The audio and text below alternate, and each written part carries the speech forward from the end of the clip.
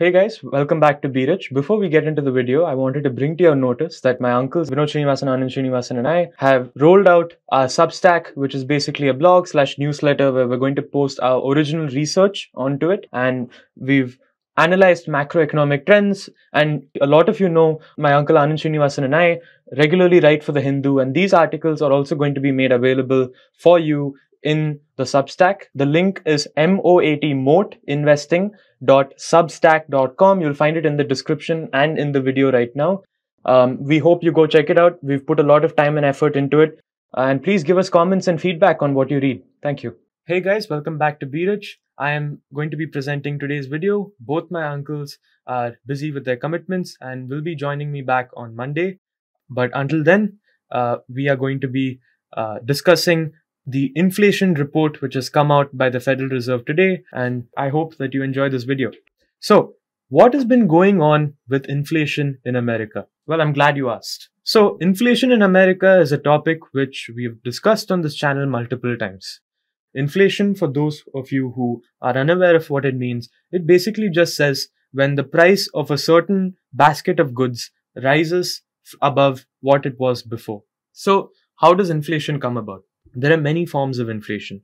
The two main forms are demand pull and supply push inflation. So demand pull inflation is basically when supply remains constant and demand pushes forward. So when demand pushes forward, what it basically means is that the amount of quantity demanded of a certain good or a certain group of goods ends up going up and the supply still remains the same. So there are more people willing to buy a certain good, and what this means is that the price of that good will end up going up. Why will it go up? Because naturally, if more people are willing to purchase something, then sellers will start asking for more money because they don't have enough supply to give everyone at the same price. So they'll start discriminating based on price. So this is demand pull inflation. So supply push inflation is when demand remains the same. So the same 10 people, or let's say same 20 people are willing to buy a certain good, but suddenly the amount of goods available in the market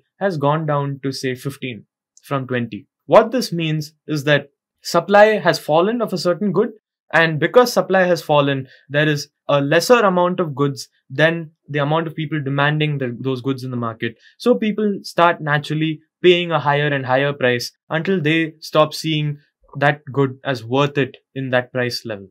So this keeps happening until the market finds equilibrium.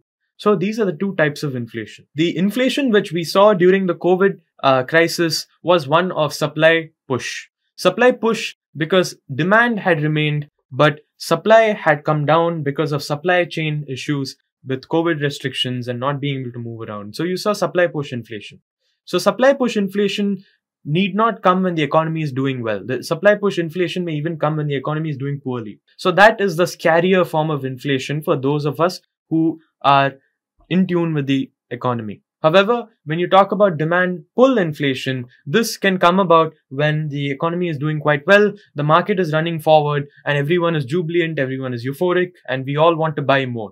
So everyone feels richer. Suppose in your portfolio, the market has gone up, and you feel richer and you feel like you can afford a nice meal in a hotel which you may not have been able to afford before. So this is demand pull inflation because you are now feeling better about where you stand in terms of your income and you are willing to spend more. And when you're willing to spend more, this basically means that even though supply hasn't increased, people are willing to spend more on the same amount of goods, and that pushes the prices up. So this happens when an economy is doing well or is growing well.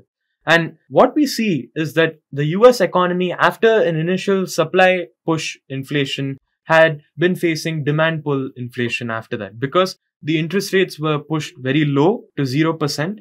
And this had meant that more people were demanding more goods. And this finally or ultimately led to prices going up and the economy doing quite well. So this is the inflation which the Federal Reserve Governor Jerome Powell had to tackle. So how did Jerome Powell decide to tackle this inflation? Jerome Powell decided to tackle this inflation by pushing up the interest rate. How does pushing up the interest rate tackle this inflation? Pushing up the interest rate basically means that you're raising the cost of money. So when you go to a bank and you borrow money from the bank, you pay them a certain fees for them lending you this money. This is a cost of money. because at the end of the day, the bank needs to get something from the money which you're borrowing from them. So similarly, the interest rate which the Federal Reserve sets is the interest rate which generally determines the lowest cost of borrowing money. And this is the interest rate with which the Federal Reserve may or may not choose to lend to banks. And then the banks take this money and they can choose to lend it to either corporates, individuals, or any other group of the sort. So this is the way the system works. And when the cost of money is brought down, people are more willing to spend. And when the cost of money is brought up, it makes spending more costly and saving. So you have two options as a consumer. You get to either spend money or you get to save money. When the interest rate goes up to 10%, would you rather spend or would you rather save? If you save, then you get a 10% yield on your FD, say. If the interest rate went up to 10%, you'd be getting a lot more than 10% on your FD. But suppose you get 10% on your FD. You'd be happy to put that money in the bank and start saving. However, if this 10% was now 1%, would you rather save or spend it? You know that if you're going to save it, then okay, I'm not going to get much money out of it. I could put it in the stock market, then maybe there's some risk involved and all of those other considerations are there. But you'd much rather just go and spend it on a nice meal. I mean, it's just going to be sitting in your bank account, so you might as well buy something and spend it. So this is how economists model the choice between spending and saving. So when Jerome Powell increased the interest rate, this basically meant the Federal Reserve was encouraging the market to slow down. That is, the economy as well to slow down, saying that, look, you have been spending a lot. Let's cut down our spending a little bit. Let's start saving a little bit, and maybe don't push up the prices of certain goods because it is making the goods unaffordable for most people. And this worked with the interest rate falling from all the way up to close to 8% January of 2022. And today it stands close to 2.9%.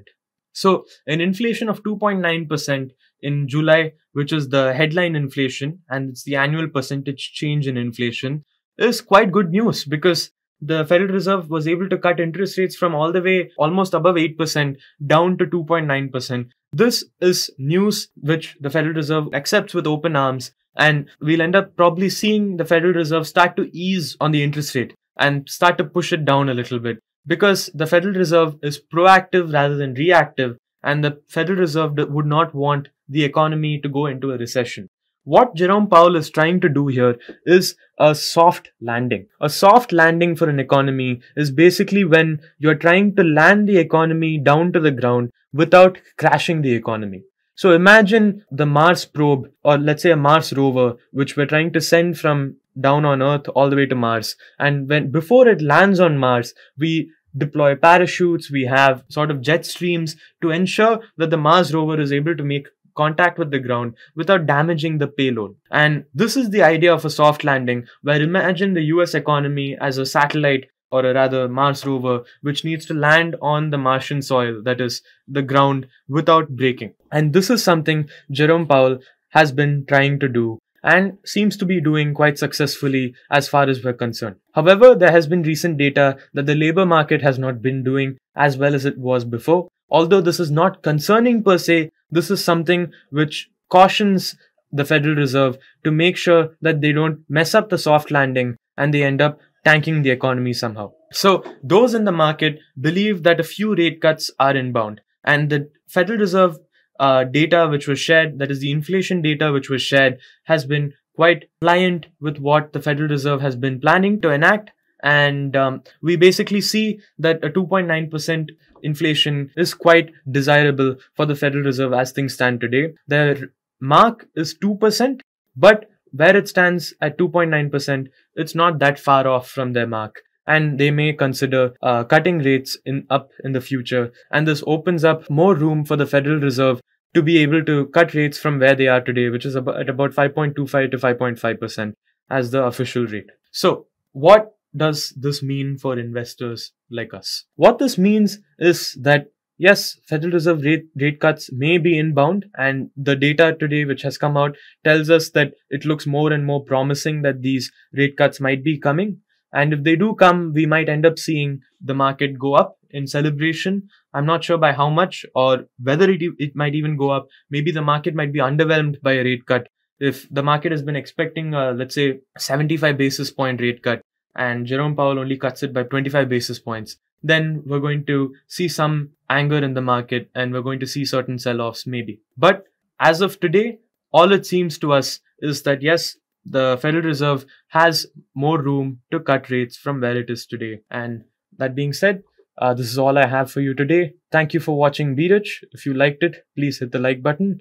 Please subscribe if you haven't already. Hit the bell icon to get notified of when we release our latest videos. And if you have any comments or opinions, please leave them in the comment section below. We do make it a point to read your comments. Thank you again for watching Be Rich. I told you about visiting Singapore. The date has been finalized. It's 25th August. It's a Sunday. Those desirous of meeting me in Singapore can drop a message to the WhatsApp number given below or contact my team by an email. My team would reach out to you and we will assure you of our best services. For English and Hindi, there will be a separate meeting. See you in Singapore. It's a great privilege and honor that so many of you in thousands have subscribed to my channel and have supported me. I have written 2 books in English, The Alchemy of Money and Ordinary Stocks, Extraordinary Profits. These books are published by us and are ready. If you want to procure a copy, send us a message to the WhatsApp number given below and my team would respond to you. If you want an Amazon Kindle copy, you can click the link below. Finally, those who wish to consult with me can send a mail to berichenglish@gmail.com. Once again, I thank you for your support. If you like this video, press the subscribe button of my channel, hit the like button and turn on the bell notification.